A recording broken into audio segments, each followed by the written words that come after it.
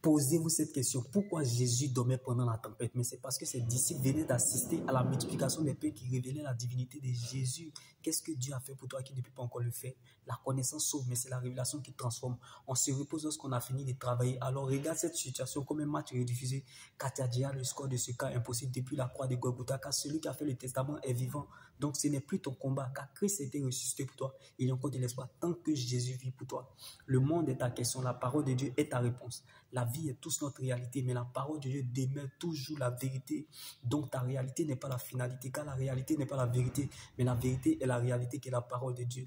Jésus n'est pas un chemin, mais le chemin. Il n'y a pas un chemin sans le chemin. Donc si tu empruntes ce chemin, tu trouveras la vérité. Et si tu vas jusqu'au bout de cette vérité, tu rencontreras la vie. Et la vie était la lumière des hommes. Donc la destinée n'est pas la destination, car la chaussure comporte en fonction de la distance à parcourir. Jésus-Christ n'est pas la Bible, mais la parole de Dieu, la seule terre solide sur laquelle nous pouvons nous tenir. Donc quand tu veux voir, il faut savoir regarder. Son nom est notre autorité, sa parole est notre position, son sang est notre couverture, son esprit est notre force, la foi est notre victoire et la résurrection est notre liberté. Les fruits que nous recherchons pour notre liberté dépendent de notre relation avec Dieu, car c'est de notre relation avec Dieu que découle tout le reste. Donc l'avenir du peuple dépend de son obéissance à Dieu et l'avenir d'une église dépend de ton intercession. Donc viens voir, va et raconte. Au commencement, Dieu créa le ciel et la terre. La terre était chaos, c'est-à-dire informe et vide. La terre était dans la nuit et Dieu a dit que la lumière soit et la lumière fut. Que la lumière brille et la lumière se mit à briller. Donc au commencement, la parole existait déjà. La parole était avec Dieu, la parole était Dieu. Toutes choses ont été faites par la parole. Rien n'a été fait sans elle. Je ne sais pas si l'espérance en la parole de Dieu fait vivre, mais moi, elle m'empêche de mourir. Si ta parole ne faisait pas ma joie, Jésus, dans mon malheur, je serais déjà mort. Bien-aimé, je ne te parle pas d'un Jésus boucantier, je ne te parle pas d'un Jésus baoulé, je ne te parle pas d'un Jésus bien-aimé, serviteur de justice, je ne te parle pas d'un Jésus Barnabas, célèbre prisonnier, je ne te parle pas d'un Jésus footballeur brésilien. Celui dont je te parle, il n'est pas footballeur, mais il a marqué l'humanité. C'est pour cela que j'aime ce que la Bible me dit dans le psaume 23, comme David pouvait nous le dire. Quand je marche dans l'ombre de la vallée de la mort, je ne crains aucun mal, car ta roulette et ton bâton me rassurent. David était rassuré de la présence de Dieu, parce qu'il n'y a pas d'ombre sans lumière. Donc derrière cette ombre vallée des périodes difficiles se cachait la lumière, qui était Christ, la lumière du monde. Vous passerez par la gauche, vous passerez par la droite, vous tomberez sur Jésus-Christ au carrefour.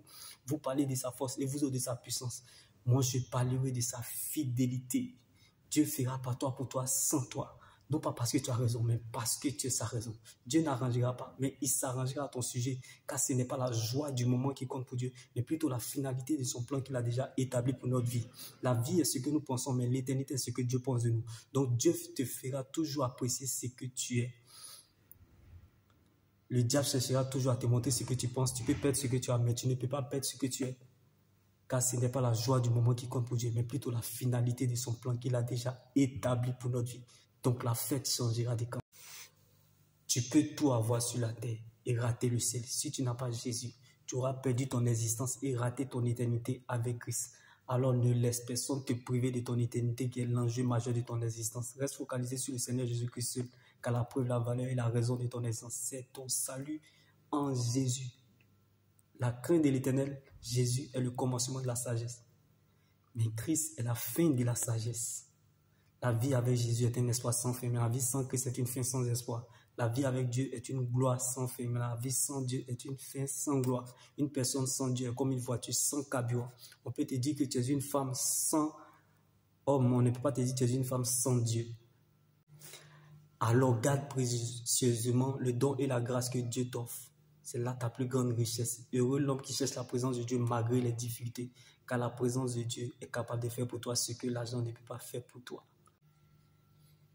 Jésus n'abandonne jamais ceux qui le cherchent et Dieu ne permettra jamais que ses saints connaissent la décomposition, car les solides fondations posées par Dieu